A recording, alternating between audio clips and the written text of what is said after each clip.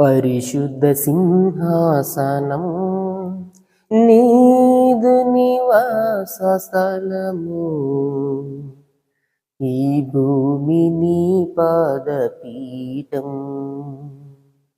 ఈ సృష్టి నీ చేతి పనియే.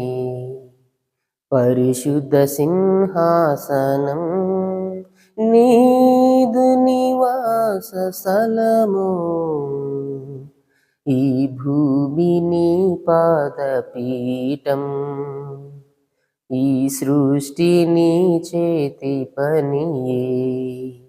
పరిశుద్ధ సింహాసనం